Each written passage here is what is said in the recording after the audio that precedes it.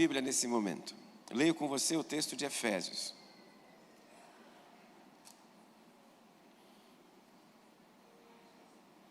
Efésios é o texto que eu leio com você aqui agora. Efésios capítulo 4. Carta de Paulo aos Efésios 4, a partir do versículo 7.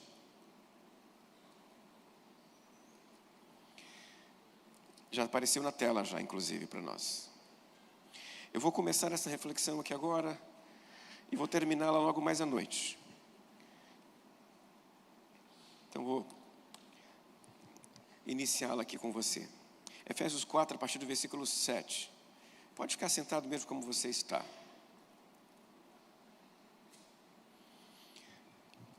Quatro, 7 diz assim: e a graça foi concedida a cada um de nós segundo a proporção do dom de Cristo.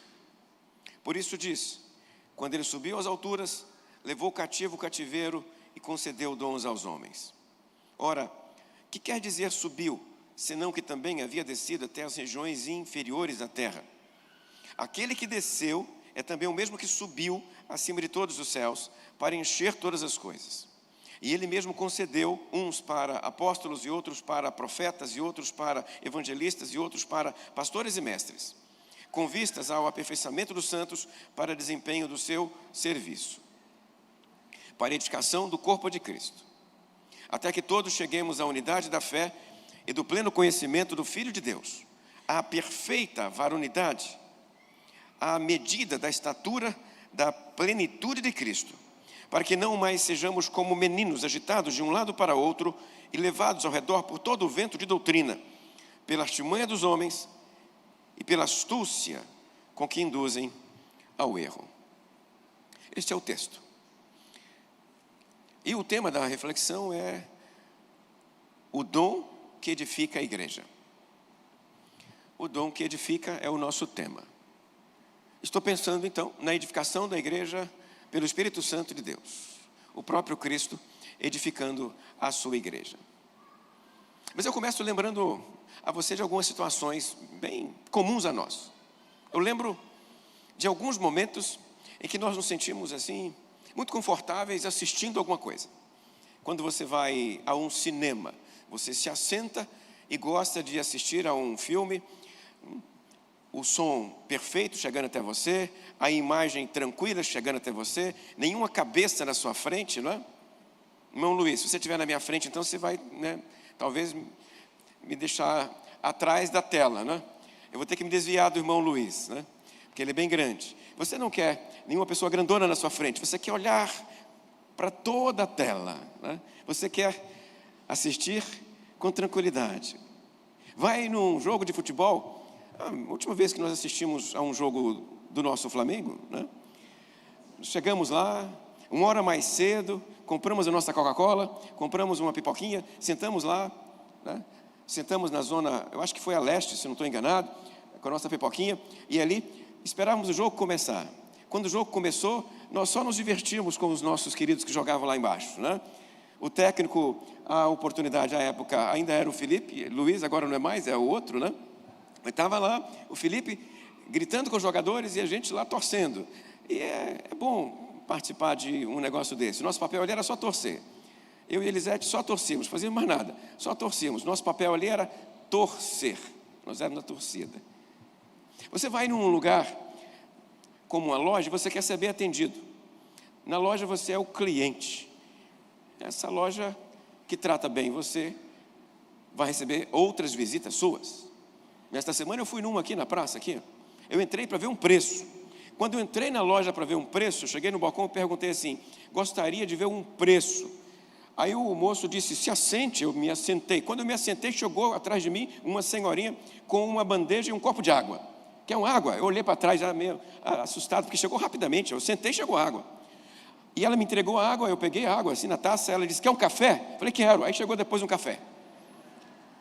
Eu não comprei o produto, mas me deu vontade de voltar. Você gosta de ser bem tratado? Você gosta de ser bem tratado? Você é o cliente, né? E aí, nesse caso, é comum você ouvir vozes assim: Eu estou pagando, eu quero ser bem tratado. Você costuma até falar essas coisas. Você é o cliente, ali é o cliente, lá é a plateia, é o torcedor. E de repente esta cultura, a cultura do torcedor, a cultura do cliente, a cultura do consumidor, chega até aqui. E aí alguns irmãos, algumas pessoas até passam a entender que aqui elas são também consumidoras de culto. E como consumidor de culto, você quer que tudo assim funcione assim do seu jeitinho, né? Que a música chegue até você agradável, que a luz chegue até você agradável, que o som chegue até você agradável, que você tem uma aguinha, um cafezinho do lado ali, você é o consumidor de culto. Está errado isso. Você não é consumidor de culto. A relação aqui não é de consumo. Não é essa a nossa relação. Aqui não. Mas lá no campo de futebol você está lá torcendo. Você grita quando o jogador faz alguma coisa errada. Você reclama quando o juiz apita contra você. É contra o seu time, na verdade. Mas lá você é o torcedor. Aqui você não é torcedor. Essa relação está errada. Aqui você não está torcendo nem para lá nem para cá. Você aqui não é torcedor. Aqui você não é espectador. Está errado isso. Essa cultura chega até nós e ela está equivocada. Eu li um texto para você aqui nesse momento que diz que efetivamente todos que Jesus trouxe até aqui participam da obra que ele realiza aqui. Aqui não tem espectador, aqui não tem cliente, aqui não tem consumidor. Somos todos trabalhadores de Jesus. O texto diz que ele traz você e capacita você. Ele levanta você e te entrega um dom. Está escrito aqui. Para quem? Para um e outro? Não, para todo mundo. Não tem ninguém levantado por Jesus entre nós que não recebeu um dom. Se não tem dom, porque não foi levantado por Jesus. Aí já é outra história, né? Mas se foi levantado por Jesus, recebeu um dom, recebeu uma tarefa, recebeu uma missão. Você não é espectador, você é trabalhador na obra do Senhor. Está aqui. A graça foi concedida a cada um de nós. Não tem ninguém entre nós aqui, salvo por Jesus, que possa dizer que não recebeu isso. Não recebeu esse presente não, pastor. Recebeu sim. Ele prometeu, e ele não falha na promessa dele. Ele te entregou uma tarefa, ele te entregou uma missão. O que nós temos que fazer nesse caso aqui é reconhecer esse compromisso nosso com ele. Reconhecer que ele nos entregou uma missão para cumprir. Então, para que o dom edifique a igreja, eu, primeiro, preciso reconhecer o meu lugar, o meu papel nessa comunidade. Ele entregou a cada um de nós um dom. O texto descreve isso numa linguagem densa, profunda, e às vezes algumas pessoas se perdem nos detalhes, né? Quando ele subiu às alturas, levou cativo o cativeiro, até aqui você já está, né, já perdido.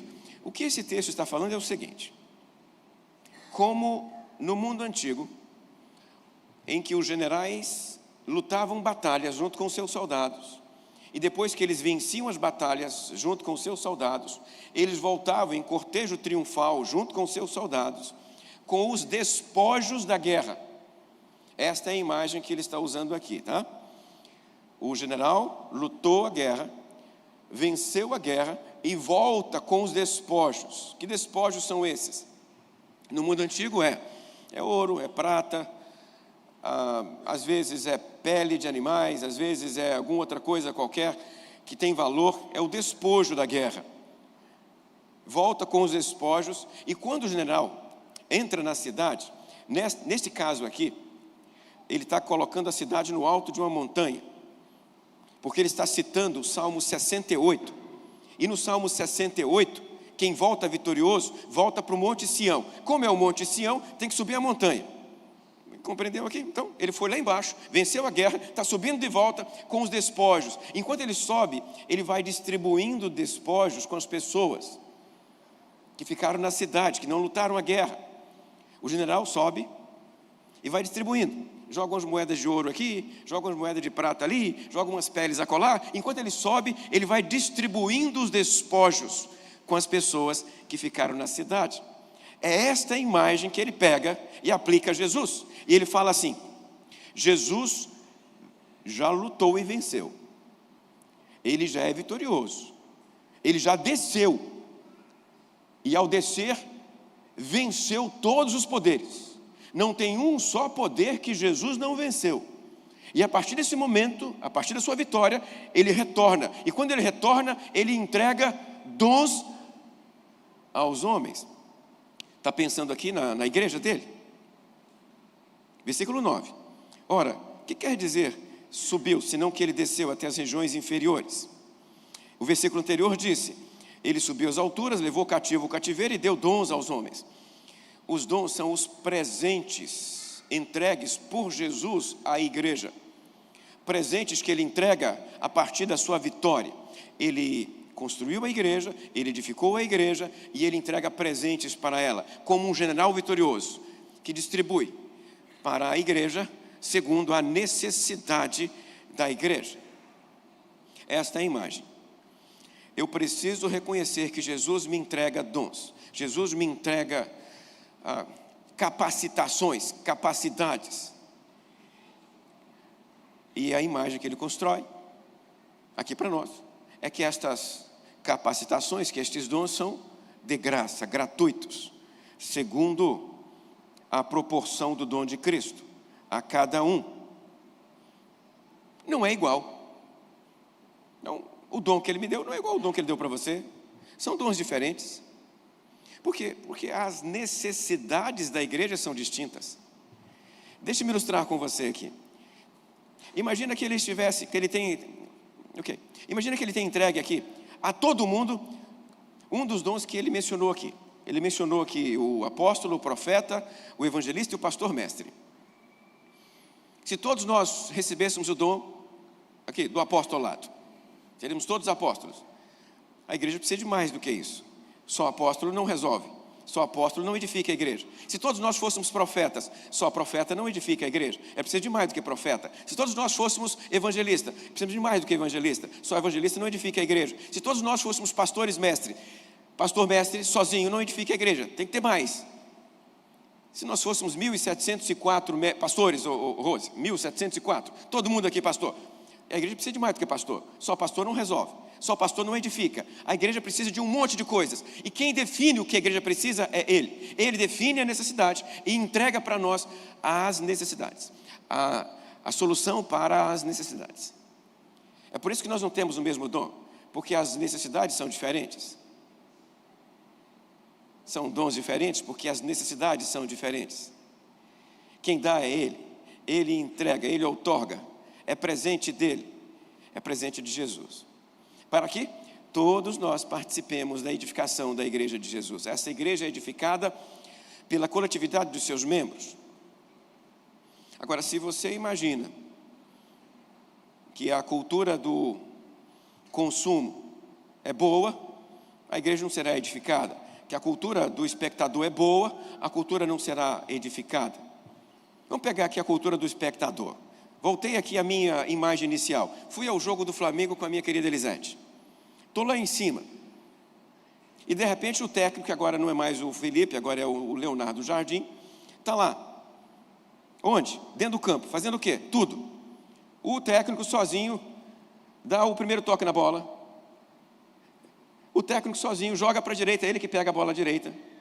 Ele joga para a esquerda, ele que pega a bola na esquerda. Vai para o meio, ele que pega a bola no meio. Ele sozinho. Um jogador só, ele sozinho, o técnico só. Você espera o técnico entrar no campo para poder vencer aquele jogo? Ninguém espera. O que a gente espera é que ele, na margem ali, no cantinho dele, naquele espaço reservado a ele, ele dê as orientações. Mas quem joga não é ele. Se eu esperasse que o técnico chutasse a bola, corresse com ela e fosse até o outro lado e fizesse o gol, o jogo não iria acontecer. Só técnico não vê esse jogo, só técnico não tem jogo para jogar.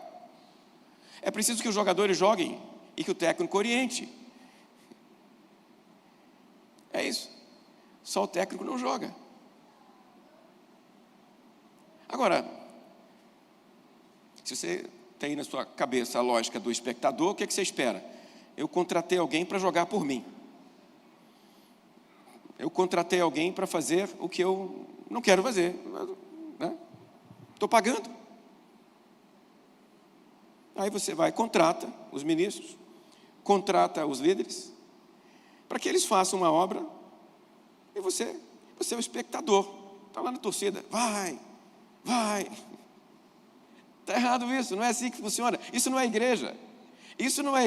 Igreja é todo mundo trabalhando. A minha fala não é para dizer para você que os pastores não se envolvem no trabalho. Vocês me ouvem dizer o tempo todo que o líder é o primeiro. A minha marreta está aqui. Eu vou ser o primeiro a quebrar. Eu me envolvo com as coisas. E os pastores se envolvem com as coisas. E os líderes devem se envolver. Os líderes devem ser os primeiros. Mas eles sozinhos não fazem a obra. Eles sozinhos não edificam. Porque para edificar esta igreja, para levá-la à frente, para que ela avance, é preciso que cada um exercite o dom que recebeu de Jesus. O que você está fazendo com o dom que você recebeu dele? Se você usa, a igreja é edificada. Se você não usa, a igreja tem alguma área, algum espaço, alguma brecha prejudicada pela sua omissão. Ele não trouxe você aqui por acaso, você não veio por acaso, não tem acaso no mundo espiritual. Ele levantou você entre nós para você trabalhar conosco, participar desta obra. Esta obra é sua, esta obra é nossa. Então não fica torcendo, vai líder, eu te apoio, estou aqui gritando, né? Vai, não é isso não, eu não quero isso. Eu quero que você arregace as mangas e venha para cá também. Vamos fazer juntos. Se levante do seu lugar. Mas pastor, pensando agora o pessoal que está em casa, né? Os nossos irmãos que não conseguem mais se locomover. Como é que eu posso ajudar, pastor? Estou aqui em casa, não consigo nem sair de casa. Meu irmão, tem um ministério que é o ministério da oração, que é poderosíssimo entre nós. Um dos grandes pregadores batistas da história, Spurgeon, conta em sua biografia que quando ele começou o ministério dele lá no Tabernáculo da Fé, lá em Londres, uma igreja que explodiu maravilhosamente, ele fazia o seguinte: ele colocava 10% da membresia dele orando em algum lugar, em algum espaço oculto da igreja. E em alguns relatos, ele colocava as pessoas para orarem debaixo do palco onde ele pregava. Ele construiu um palco maior, embaixo estavam as pessoas orando aqui, embaixo aqui, 10% da igreja orando aqui embaixo, e ele aqui pregando. Meu irmão, aquele negócio explodiu. Explodiu? Por quê? Porque a obra do Senhor precisa de oração. Deus pode levantar você como um guerreiro de oração aí sentado em sua casa, sem sair de casa. Então tem obra para todo mundo, tem trabalho para todo mundo. Você não precisa ficar em casa torcendo, porque torcer não é o bastante. Por mais que nós gritemos da arquibancada, isso não vai virar em gol. Não, torcida não é o bastante. É preciso arregaçar as mangas e trabalharmos para que esta obra avance no Senhor. Deus levanta entre nós, levanta. E o texto entre nós destacou, na verdade, alguns dons, os chamados dons ministeriais. Há dons que não são os dons ministeriais em outros textos. Este aqui levantou os dons ministeriais: apóstolos, profetas, evangelistas e pastores mestres. São dons ministeriais relacionados com o ministério, que neste texto também são presentes de Deus para a igreja. Deus capacita então alguns para fazer o trabalho do apóstolo, profeta, evangelista e pastor mestre. Nós identificamos essas pessoas como pastores, como missionários, como evangelistas. Podemos identificar essas pessoas com esses nomes e esses títulos, mas são todas dotadas e capacitadas pelo Espírito Santo do Senhor com estes dons aqui. A forma mais clara de perceber isso é na vocação. Deus levanta, Deus vocaciona. E à medida que esta vocação aparece, nós abençoamos essas pessoas e as enviamos para uma instituição teológica. E eu queria nesse momento aqui, já fechando a minha reflexão, parei na metade, falta outra metade, que eu continuo à noite. Chamar aqui aqueles que nesta semana de agosto começaram o seu curso de teologia. Eu queria que vocês viessem aqui à frente comigo. Eu conheço alguns de memória e outros que se matricularam e que eu não conheço de memória. Venham aqui à frente, eu queria orar por sua vida. O Tiago, é o Rodrigo, é o Cláudio. Quem mais? Que começou essa semana o seu curso de teologia. Eu sei que tem gente que já está no segundo ano, terceiro ano, quarto ano, mas eu queria que viesse aqui os primeiranistas. os alunos que estão começando agora no seu curso de teologia. Tem mais? Cadê o Rodrigo? Estava aqui agora há pouco. Saiu? Só vocês dois? Sai, Então vamos orar por eles. Mais alguém aqui que começou teologia esse ano, agora, nesse mês de agosto? Não? Vamos orar por eles então? A caminhada é longa, são 4 anos de curso. Teologia é um curso difícil, pesado, denso. Já avisei para eles que eles vão enfrentar dificuldades as mais diversas possíveis. Mas nós clamamos a Deus por eles. Eu vou pedir aqui o pastor Antônio vir aqui e vai orar por eles. Vai clamar a Deus pela vida dos dois. E dos outros também, que começaram. Eu não consegui identificar aqui agora. Lembra do Rodrigo também? Eu acho que tem mais gente, só não consigo agora identificar de memória, tá? Ore pela vida deles, Antônio. Pai, nós te agradecemos, Deus. Te agradecemos por essa manhã de celebração, de louvor e adoração ao teu nome, mas também em especial porque o Senhor tem levantado vidas aqui na Igreja Batista do Meia para te servir onde quer que o teu Espírito sopre.